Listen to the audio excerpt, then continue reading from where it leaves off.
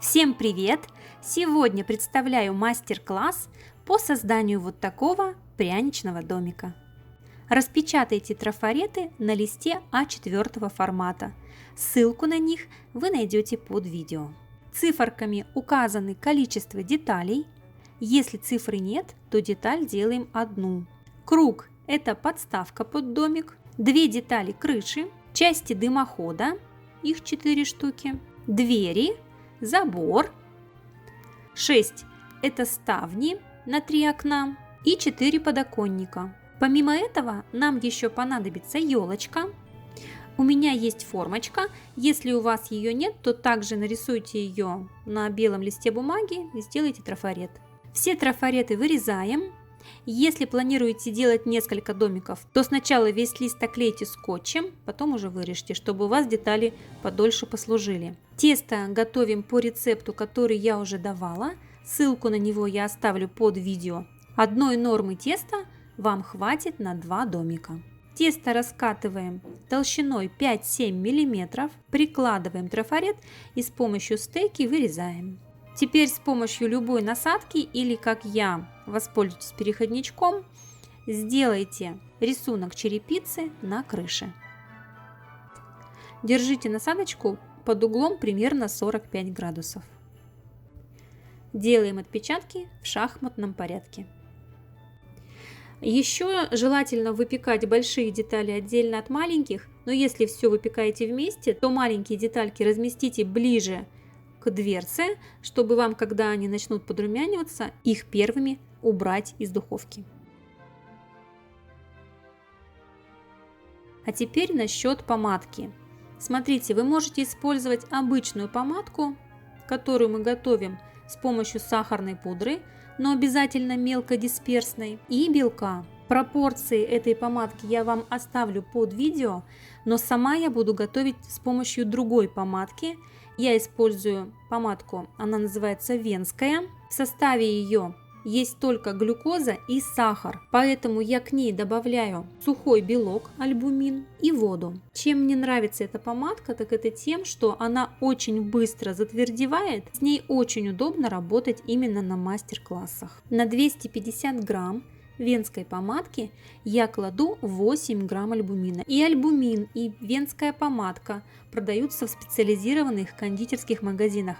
Кстати, можете даже посмотреть, бывает не венская помадка, а по-другому называется, но состав идентичный, то есть можно и заменить и другими какими-то смесями. Теперь все хорошенько перемешиваем и добавляем 35 грамм холодной воды. Совершенно случайно у меня получилось добавить не 35, а 38 грамм. На самом деле ничего страшного нет. Я вам сейчас расскажу, что нужно сделать, если вдруг у вас помадка получилась жидковатая. Берем миксер и начинаем взбивать нашу помадку примерно 1-2 минутки до белого цвета. Вот посмотрите, какая она получилась белая, но она жидкая, и как раз она у нас той консистенции, которая у нас нужна для заливки. Поэтому чуть больше половины вот этой вот массы я помещу в кондитерский мешок. Для росписи пряников я использую вот такие вот мешочки. Заказываю я их на Алиэкспрессе, размер этих мешочков S. Теперь нам нужно сделать так называемый контур, это более густая помадка. Вот преимущество венской помадки в том, что мы теперь можем немножечко, буквально чайную ложечку добавить к нашей массе, перемешать, также немножечко пробить миксером с помощью венчика, и мы получим абсолютно такую же по качеству помадку, но более густую. Вот видите, какая густая получилась, очень медленно стекает, рельефчик такой, остается рисунок. Это именно та консистенция, которая нам нужна. То есть, если у вас получилась слишком жидкая помадка, то мы добавляем венскую помадку, но по чуть-чуть добавляйте, не увлекайтесь. Если у вас получилась слишком густая помадка, то добавляем несколько капель водички. Окна в пряниках я делаю с помощью изомальта. Если у вас его нет, вы можете сварить обычную карамель. Ссылку на ее приготовление я также оставлю под видео. Изомальт просто растапливаем в микроволновой печи. Единственное, что нам понадобится голубой краситель, чтобы наши окошечки были голубые. Чтобы добиться голубого цвета окон, окрашиваем изомальт с помощью голубого красителя. Красителя добавляем совсем чуть-чуть. Не переусердствуйте, а то у вас будет плотный синий цвет. Теперь дайте изомальту немножечко остыть, чтобы он стал чуть-чуть гуще. Подстелите под пряники досочку и, например, силиконизированную пергаментную бумагу или силиконовый коврик, как у меня. Плотно прижмите пряники и начинайте заливать. Ничего не бойтесь, если даже у вас что-то там куда-то затечет, немножечко убежит, это не страшно, видно этого у нас не будет.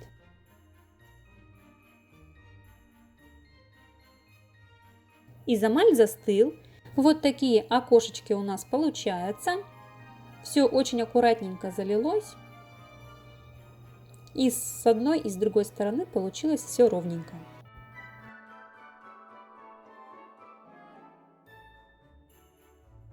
Теперь перейдем к оформлению остальных деталей домика. Начнем с крыши. Возьмите белую помадку, разведите ее водичкой. Нанесите помадку таким образом, чтобы она у вас покрывала полностью всю черепицу тонким слоем.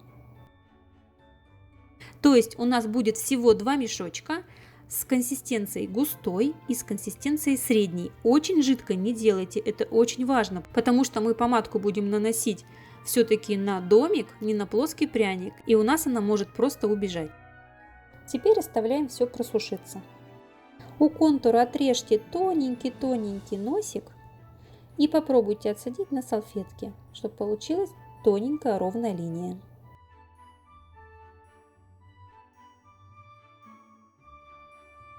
Теперь приклеим все ставни и подоконники. Берем подоконник, наносим на него контур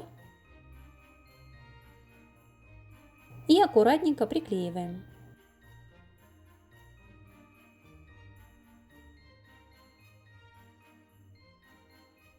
Таким же образом мы делаем ставни. Взяли, нанесли контур и приклеили.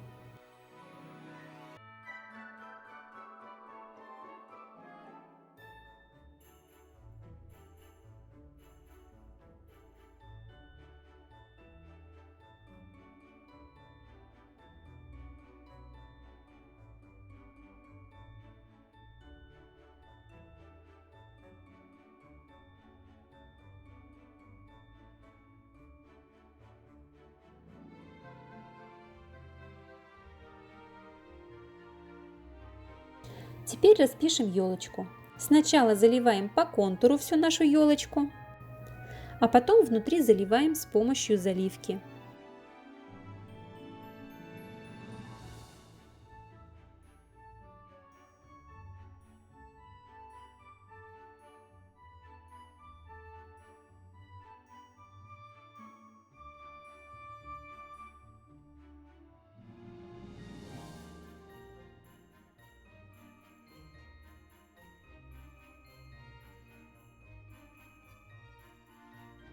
Елочку украшаем с помощью сахарных бусин.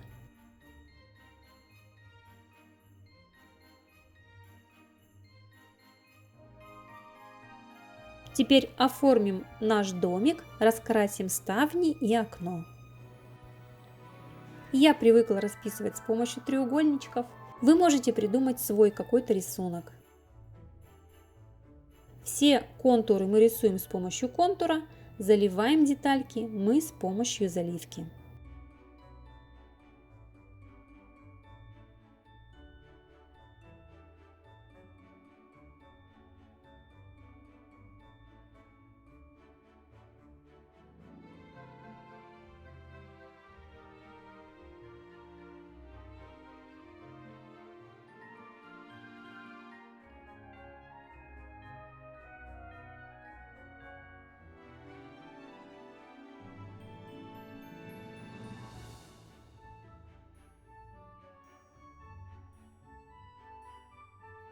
Теперь оформим верх окна. Я его делаю тоже с помощью треугольников.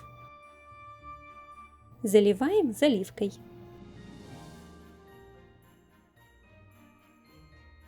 Ну и распишем полностью всю нашу заготовочку.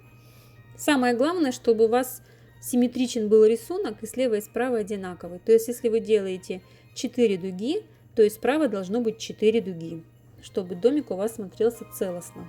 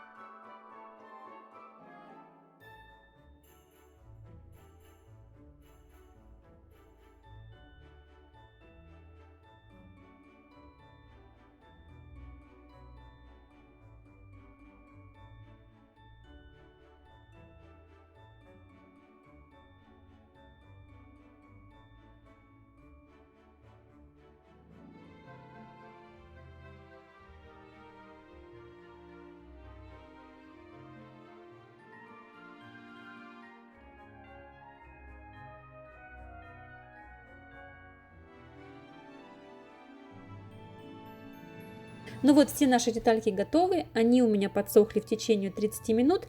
Смотрите, одна сторона домика у меня получилась неровная.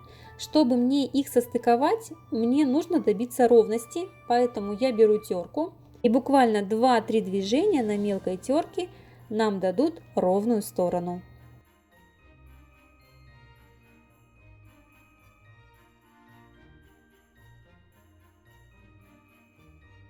Так мы поступаем со всеми нашими неровными деталями.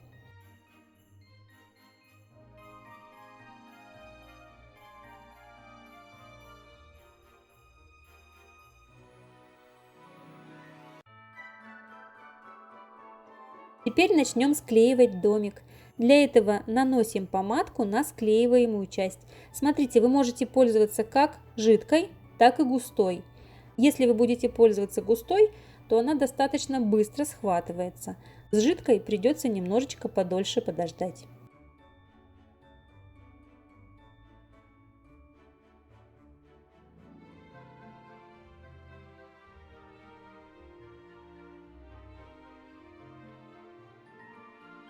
Здесь тоже наносим помадку и приклеиваем к нашему домику.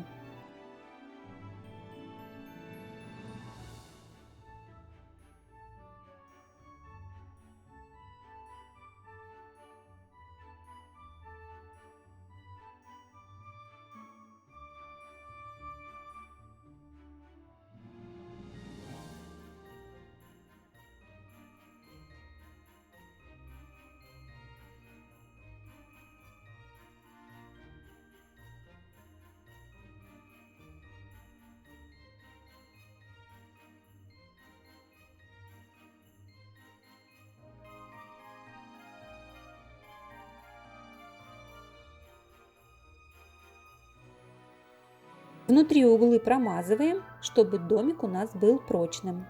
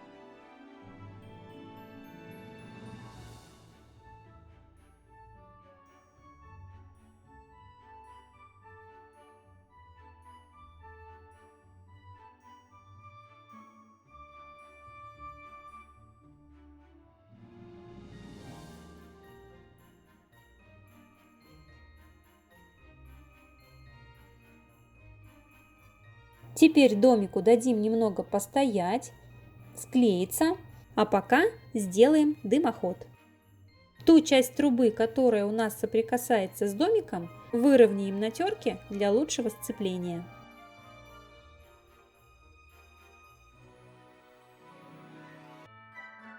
И аккуратно склеиваем все детальки.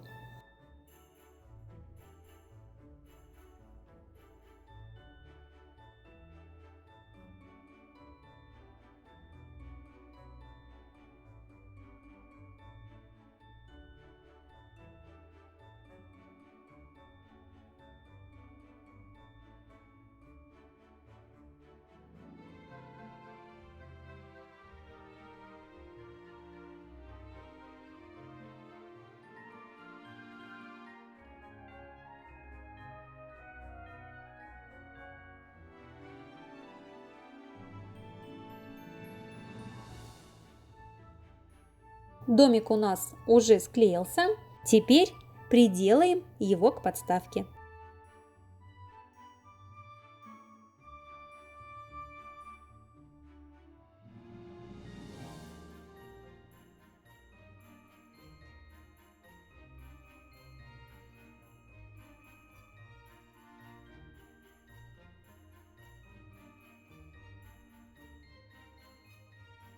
Еще забыла расписать дверь, но сейчас сделаем. Она быстро-быстро у нас высохнет.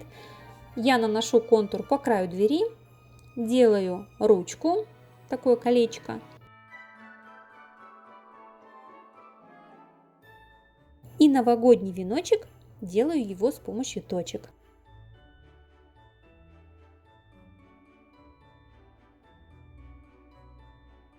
Конек крыши необходимо немножечко подточить на терке под 45 градусов, чтобы он у нас лучше склеился и крыша у нас не скатилась.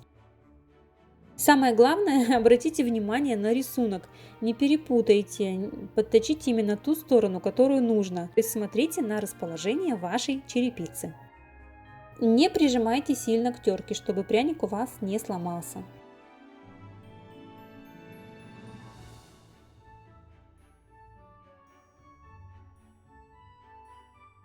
Наносим помадку.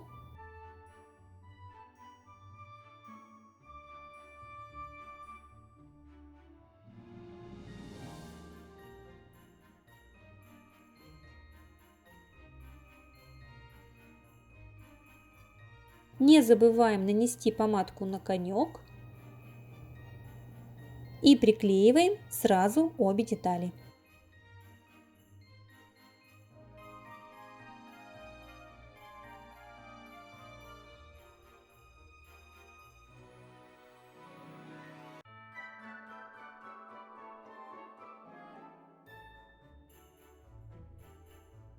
Теперь приклеиваем дымоход.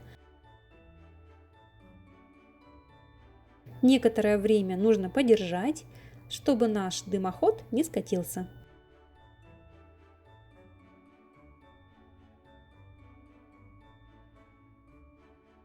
Теперь оформим наше основание. Для этого контуром проведите по всему периметру.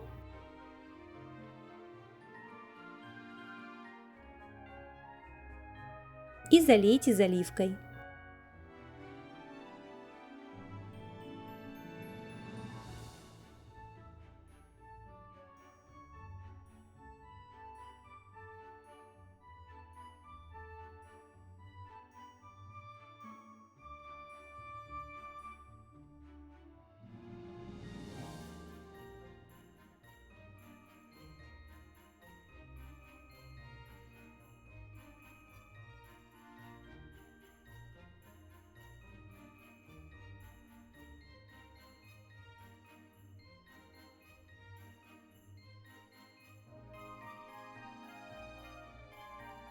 Как только все залили, не ждем высыхания, нам необходимо прикрепить двери, забор и елку.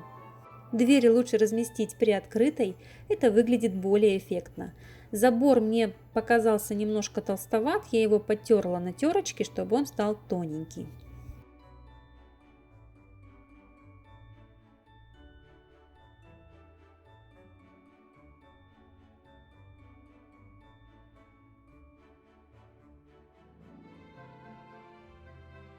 А теперь будем украшать весь дом сугробами.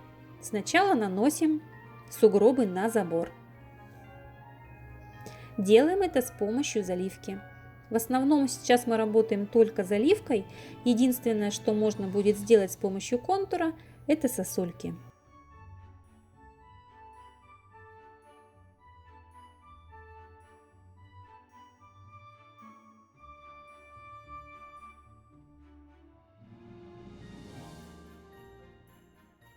На окно разместите тоже снег. Такие у нас сугробы будут на окне.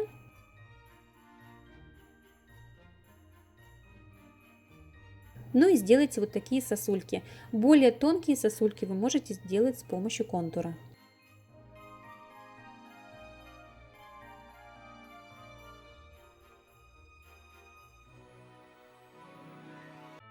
Теперь таким же образом размещаем снег на подоконниках.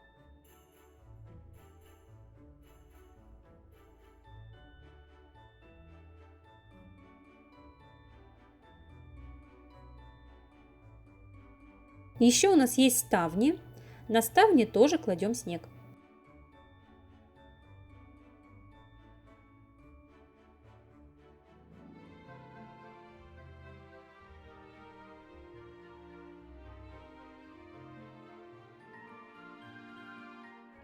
Как мы будем декорировать крышу? Сначала мы наносим снег на конек.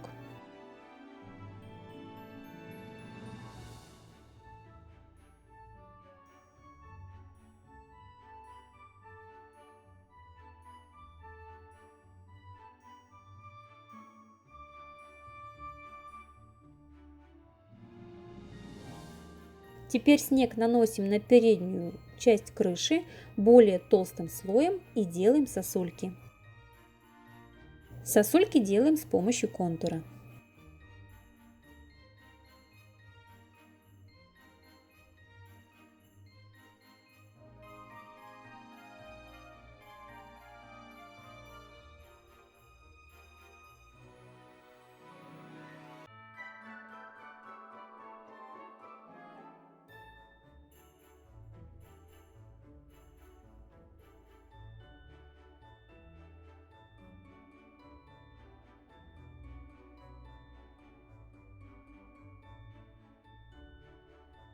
На середину крыши снег не накладывайте, у нас будет видна черепица. Естественно, с краю у нас тоже будет снег.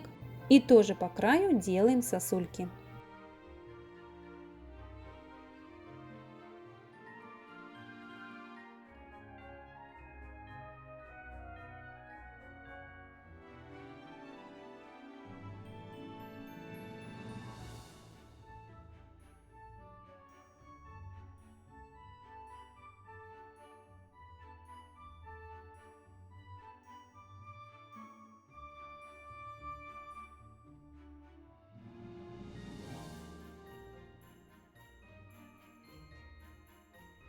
Трубу оформляем точно так же, она у нас вся получается заснеженная. Места склейки нашей трубы можно задекорировать помадкой.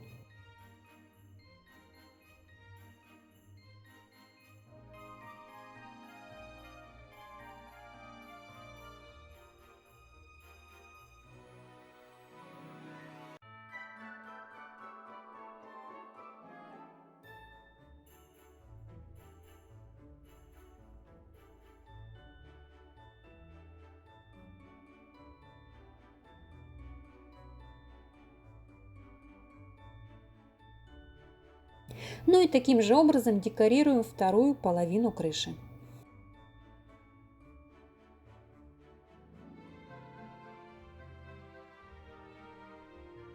Теперь вы с помощью окрашенного контура можете сделать какую-либо надпись на пустой части подставки.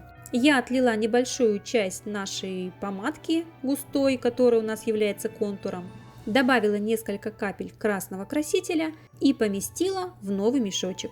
Еще надо сказать, что вы, наверное, заметили, что на елку я снег не накладывала.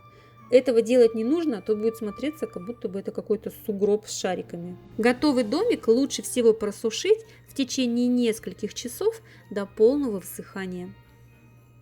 Вот такой красивый домик у нас получается. При желании можно в домик поместить светодиодный огонек. И напоследок я бы хотела вам показать, каким образом я упаковываю домик. Из подложки я вырезаю вот такую круглую подставку в диаметр основания моего домика.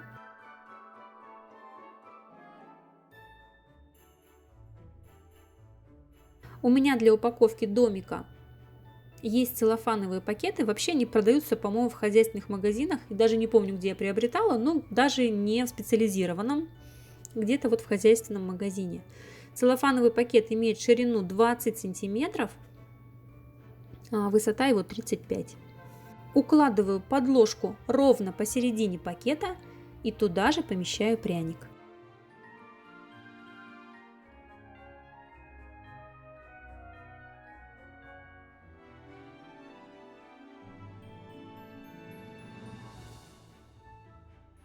Теперь перевязываем все ленточкой. Ленточку я, как правило, беру того же цвета, которым у меня сделана надпись. Это смотрится как бы более стильно.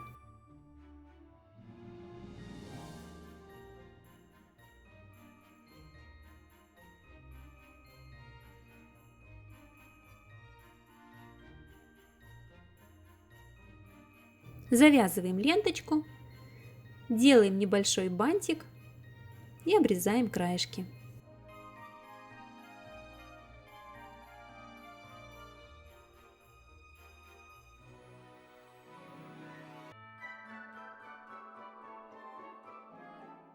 Вот такая простая упаковка у меня получается.